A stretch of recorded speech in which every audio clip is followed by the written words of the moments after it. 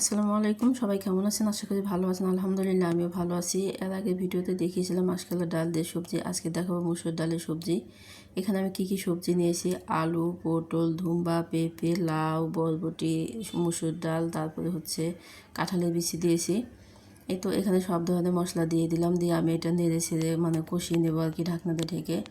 আর কেউ যদি মাসকলাইয়ের ডালের সবজি ভিডিওটা দেখতেছেন, আমার পেজে গিয়ে একটু কষ্ট করে দেখে আসবেন যদি ভালো লাগে আর কি।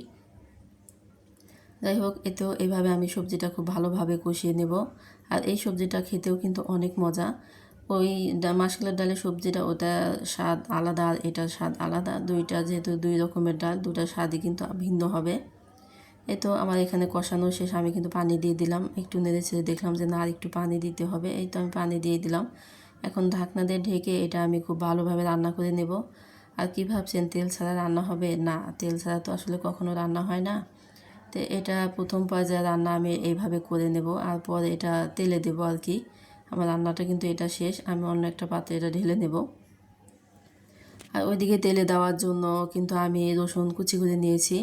রসুন দিয়ে আর কি তেলে দেবো, আর সাথে একটু তেজপাতা দেবো, একটা তেজপাতা দুই ভাগ করে দেবো আর কি।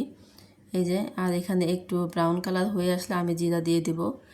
জিরাটা দিয়ে একটু নেড়েছে আমি এই যে সবজিটা ঢেলে দেবো, আর ঢেলে দেওয়ার সাথে সাথেই কিন্তু আমাদের ঢাকনা দিয়ে ঢেকে দেবো। কারণ এটা তেলটা হয় কি আপনার রান্নাঘরে অনেক ছড়িয়ে ছিটিয়ে যায়, যার কারণে আমি সাথে সাথে ঢাকনা দিয়ে ঢেকে দিলে তেলটা রান্নাঘরে ছড়ায় না। আমি এখন এই যে একটু নেড়ে ছেড়ে দিলাম, দিয়ে আমি আবার ঢাকনা দিয়ে ঢেকে দেবো। এইভাবে আর কি রান্না করে নেব, আর দেখবো লবণটা ঠিকঠাক আছে কিনা। চেখে দেখলাম যে লবণ একটু কম আছে, পরে লবণটা দিয়ে দিলাম। আর এরপর যে সবজিটা কিন্তু একটু ঝোল ঝোল রাখতে হবে, কারণ ডাল যে সবজিগুলো আছে ওগুলোতে কিন্তু পানিটা খেয়ে নেবে আর কি। আর অনেকে বলেন সিদ্ধ হয় না, কাঁঠালের বিচি দেখুন কী পরিমাণ সিদ্ধ হয়েছে। রেসিপিটা আপনাদের কাছে কেমন লাগছে অবশ্যই জানাবেন। আল্লাহ হাফেজ।